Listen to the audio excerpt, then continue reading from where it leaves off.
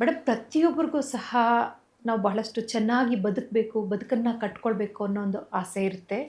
ಶ್ರೀಮಂತ ವರ್ಗದವರು, ಶ್ರೀಮಂತರಲ್ಲಿ ಹುಟ್ಟತಕ್ಕಂಥ ಮಕ್ಕಳು ಅವರ ಒಂದು ಗೋಲ್ನ ಬೇಗ ರೀಚ್ ಆಗ್ತಾರೆ. ಅದೇ ಬಹಳಷ್ಟು ಒಂದು ಬಡ ಕುಟುಂಬದಲ್ಲಿ ಇರ್ತಕ್ಕಂಥ ಮಕ್ಕಳಿಗೆ ಬಹಳಷ್ಟು ಒಂದು ಕನಸುಗಳಿರುತ್ತೆ, ನೂರಾರು ಆಸೆ ಇರುತ್ತೆ. ಅವರು ದೇಶ ವಿದೇಶಗಳಲ್ಲಿ ಹೋಗಿ ಅವರ ಒಂದು ಪ್ರತಿಭೆಯನ್ನು ಅವರು ಗುರುತಿಸ್ಕೊಳ್ಳೋದಕ್ಕೂ ಇಚ್ಛೆ ಪಡ್ತಾರೆ. ಸೊ ಇಂಥ ಮಕ್ಕಳಿಗೆ ಏನಾದರೂ ಅವಕಾಶ ಇದೆಯಾ ಮೇಡಮ್ ನಿಮ್ಮ ನಿಗಮದಲ್ಲಿ? ಇವ್ರಿಗೆ ತರಬೇತಿ ಕೊಡೋಂಥದ್ದೇನಾದರೂ ಇದೆಯಾ?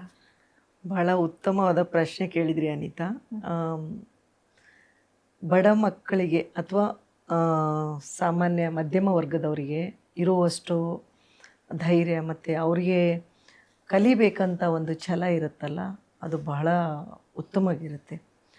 ನೀವು ಹೇಳಿದ ಪ್ರಕಾರ ಕರ್ನಾಟಕ ಸರ್ಕಾರದಿಂದ ಬೇರೆ ಬೇರೆ ನಿಗಮದಲ್ಲಿ ನೀವು ಸಮಾಜ ಕಲ್ಯಾಣ ಇಲಾಖೆಯಿಂದಾಗಲಿ ಅಥವಾ ಬ್ಯಾಕ್ವರ್ಡ್ ಕಮ್ಯುನಿಟಿ ಇಲಾಖೆಯಿಂದಾಗಲಿ ಅಥವಾ ವೀರಶೈವ ಇಲಾಖೆಯಿಂದಾಗಲಿ, ಈ ಎಲ್ಲ ಇಲಾಖೆಗಳಲ್ಲಿರುವ ನಿಗಮಗಳಲ್ಲಿ ಹೊರದೇಶಕ್ಕೆ ಓದಬೇಕು ಅನ್ನೋರಿಗೆ ಅವರಿಗೆ ಎಜುಕೇಷನ್ಗೆ ಬೇಸ್ಡ್ ಅಪಾನ್ ದೇರ್ ಇದಕ್ಕೆ ಅವ್ರಿಗೆ ಒಂದು ಸವಲತ್ತು ಕೊಡ್ತಾರೆ. ಆದರೆ ಆ ಎಜುಕೇಷನ್ ಎಲ್ಲಿ ಓದಬೇಕು, ಹೆಂಗೆ ಯಾವ ಕಾಲೇಜ್ಗೆ ಹೋಗಬೇಕು ಅನ್ನೋದು ಅರಿವು ಇರಲ್ಲ. ಈ ಏಜೆನ್ಸಿಗಳ ಮೂಲಕ ಅವರು ಅಪ್ಲೈ ಮಾಡಿಬಿಟ್ಟು ಅವರಿಗೆ ಪೇಮೆಂಟ್ ಮಾಡಿಬಿಟ್ಟು ಹೋಗ್ತಿರ್ತಾರೆ.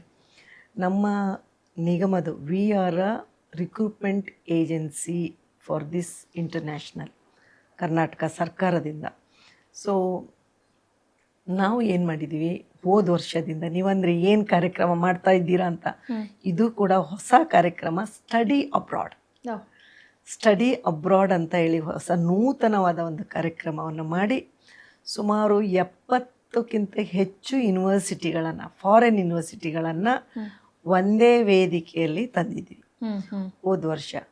ಅಲ್ಲಿ ಎಲ್ಲ ಮಕ್ಕಳು ಬಂದು ಬೇರೆ ಬೇರೆ ಇದಕ್ಕೆ ನೀವು ಹೆಂಗೆ ಎಜುಕೇಷನ್ ಎಕ್ಸ್ಪೋ ಮಾಡ್ತೀರ, ಈ ಥರ ಬೇರೆ ಬೇರೆ ಯೂನಿವರ್ಸಿಟಿಗಳಿಗೆ ಹೋಗಿ ಇಂಟರ್ವ್ಯೂ ಮಾಡಿ ಏನು ಫೀಸ್ ಇದೆ ಎತ್ತಿದೆ ಅಂತ ಹೇಳಿ ಎಲ್ಲನ್ನ ಅರ್ಥಕೊಂಡು ಆಮೇಲೆ ತಮಗೆ ಯಾವ ಕಾಲೇಜ್ ಬೇಕು ಅದನ್ನು ಕೂಡ ಸೆಲೆಕ್ಟ್ ಮಾಡಿದರೆ, ಆಸ್ಟ್ರೇಲಿಯಿಂದ ಬಂದಿದೆ, US ಇಂದ, UK ಇಂದ, ಹೀಗೆ ಬೇರೆ ಬೇರೆ ಜಪಾನಿಂದ, ನಮ್ಮ ಸೌದಿ ಕಂಟ್ರೀಸಿಂದ, ಅರಬ್ ಕಂಟ್ರೀಸಿಂದ ಸುಮಾರು ಕಾಲೇಜ್ಗಳು ಬಂದು ಇಲ್ಲಿ ಒಂದೇ ವೇದಿಕೆಯಲ್ಲಿ ಎಲ್ಲನೂ ಬಂದಾಗ ಬಹಳಷ್ಟು ಇದು ವಿಭಿನ್ನವಾದ ಕಾರ್ಯಕ್ರಮ. ಇದರ ಅರ್ಥ ಏನಂದರೆ ನಾವು ಫ್ರೀಯಾಗಿ ಅವ್ರಿಗೆ ಕಳಿಸಲ್ಲ, ಅಥವಾ ನಾವು ಅವ್ರಿಗೆ ಟ್ಯೂಷನ್ ಫೀಸ್ ಎಲ್ಲ ನಮ್ಮ ಕಡೆಯಿಂದ ಪೇ ಮಾಡಲ್ಲ. ನಿಗಮಗಳಿರೋದು ಅವ್ರದ್ದು based upon there economic condition ಅವ್ರಿಗೆ ಸ್ಕಾಲರ್ಶಿಪ್ ಕೊಡ್ತಾರೆ. ಆದರೆ ಈ ಯೂನಿವರ್ಸಿಟಿಗಳನ್ನು ನಾವು ಒಟ್ಟಿಗೆ ತಂದು ಅಲ್ಲಿ ಈ ಯೂನಿವರ್ಸಿಟಿಯವರು ಸಿನ್ಸ್ ನಮ್ಮ ಥ್ರೂ ಹೋಗ್ತಾ ಇರೋದ್ರಿಂದ, ಸರ್ಕಾರದ ಥ್ರೂ ಹೋಗ್ತಾ ಇರೋದ್ರೆ ಅವ್ರಿಗೆ 30% ರಿಬೇಟ್ ಇನ್ ಟ್ಯೂಷನ್ ಫೀಸು, ಕೆಲವೊಬ್ಬರು 50% ರಿಬೇಟ್ ಇನ್ ಟ್ಯೂಷನ್ ಫೀಸು, ಕೆಲವೊಬ್ಬರು ವೀಸಾನು ಮಾಡಿಕೊಡೋಕ್ಕೆ ರೆಡಿ.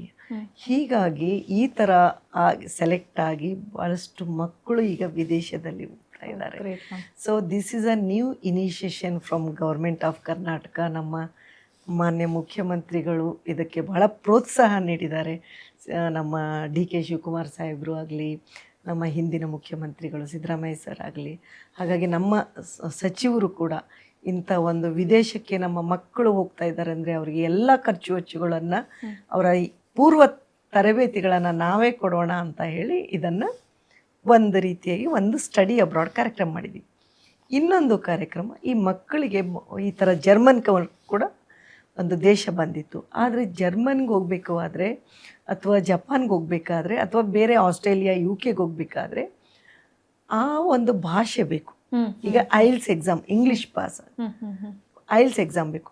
ಸೊ ಆವಾಗ ನಮ್ಮ ಹತ್ರನೇ ನಾವು ಏನು ಅಂದ್ಕೊಂಡ್ವಿ, ಒಂದು ಲ್ಯಾಂಗ್ವೇಜ್ ತರಬೇತಿ ಕೂಡ ಕೊಡಬೇಕು. ಸೊ ಜರ್ಮನ್ ಲ್ಯಾಂಗ್ವೇಜ್ಗೆ ಎಕ್ಸಾಮಿನೇಷನ್ ಸೆಂಟರ್ ಕರ್ನಾಟಕ ಸರ್ಕಾರದಿಂದ ಮೊಟ್ಟ ಮೊದಲಿಗೆ ಇಲ್ಲಿ ನಾವು ಸ್ಥಾಪನೆ ಮಾಡಿದ್ವಿ. ಸೊ ಪ್ರತಿ ತಿಂಗಳು ಇಲ್ಲಿ ಒಂದು ಜರ್ಮನ್ ಎಕ್ಸಾಮಿನೇಷನ್ ನಡೆಯುತ್ತೆ. ಪ್ರತಿ ತಿಂಗಳು ಕೂಡ ಇಲ್ಲಿ ಮಕ್ಕಳು ಪಾಸಾಗಿ, ಹೊರಗಿನವರು ಕೂಡ ಎಕ್ಸಾಮ್ ಕೊಟ್ಟು ಪಾಸಾಗಿ ವಿದೇಶಕ್ಕೆ ಜರ್ಮನ್ಗೆ ಹೋಗೋರು ಭಾಳಷ್ಟು ಜನ ಇದ್ದಾರೆ. ಇದೇ ರೀತಿ ಇಂಗ್ಲೀಷ್ ಕೂಡ ಕಲಿಸ್ಕೊಳ್ಳಿ, ಇಂಗ್ಲೀಷ್ ಈಸ್ ಅ ಲ್ಯಾಂಗ್ವೇಜ್, ಅವ್ರು ಪಾಸ್ ಆಗಬೇಕು. ಸೊ ಇದು ಕೂಡ ನಾವು ಕಲಿಸ್ಕೊಡ್ತಾ ಇದ್ದೀವಿ. ಈ ಎರಡು ಆಯಿತು. ಇನ್ನು ನೇರವಾಗಿ ಉದ್ಯೋಗಕ್ಕೆ ಹೋಗಬೇಕು, ಉದ್ಯೋಗ ಅಲ್ಲೇ ಮಾಡಬೇಕು ಅನ್ನೋರಿಗೆ ನಾವು 2024ರಲ್ಲಿ ಸ್ಲೋವಾಕಿಯಾ ದೇಶದ ಸ್ಟೆಲಂಟಿಸ್ ಕಂಪ್ನಿಗೆ ಅವರೇ ಬಂದು ಇಲ್ಲಿ ನಮ್ಮನ್ನು ಇಲ್ಲಿ ಮಕ್ಕಳನ್ನು ಇಂಟರ್ವ್ಯೂ ಮಾಡಿಬಿಟ್ಟು ಆಮೇಲೆ ಅವರಿಗೆ ಎಲ್ಲನೂ ಬೇಕಾದ ತರಬೇತಿ ಬೇಕು ಇಷ್ಟೆಲ್ಲ ಮಕ್ಕಳಿಗೆ ಅಂದಾಗ ಇಲ್ಲಿ ಕಂಪ್ನಿಗಳಿಗೆ ಅಲ್ಲಿ ಹೋಗೋಕ್ಕೆ ಏನು ತರಬೇತಿ ಬೇಕು ಅದು ಕರ್ನಾಟಕ ಕೌಶಲ್ಯ ಅಭಿವೃದ್ಧಿ ನಿಗಮದಿಂದ ಉಚಿತವಾಗಿ ತರಬೇತಿ ಕೊಡಿಸ್ಬಿಟ್ಟು ಆಮೇಲೆ ಆ ಮಕ್ಕಳು 104 ಮಕ್ಕಳು ಅವರು ವಿದೇಶಕ್ಕೆ ಸ್ಟೆಲಂಟಿಸ್ ಕಂಪನಿಗೆ ಸ್ಲೋವಾಕಿಯಾ ದೇಶಕ್ಕೆ ಹೋದರು.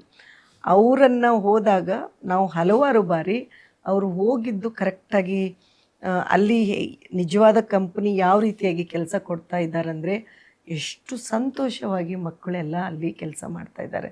ಅದನ್ನು ನಾವು ಖುದ್ದಾಗಿ ಹೋಗಿ ನೋಡ್ಕೊಂಡು ಬಂದಿದ್ದೀವಿ. ಇದೇ ರೀತಿ ಈ ವರ್ಷ ಕೂಡ ಅವರು ಸುಮಾರು 28ಕ್ಕಿಂತ ಹೆಚ್ಚಿನ ಮಕ್ಕಳು ಅದೇ ಕಂಪನಿಗೆ ಹೋಗಿದ್ದಾರೆ.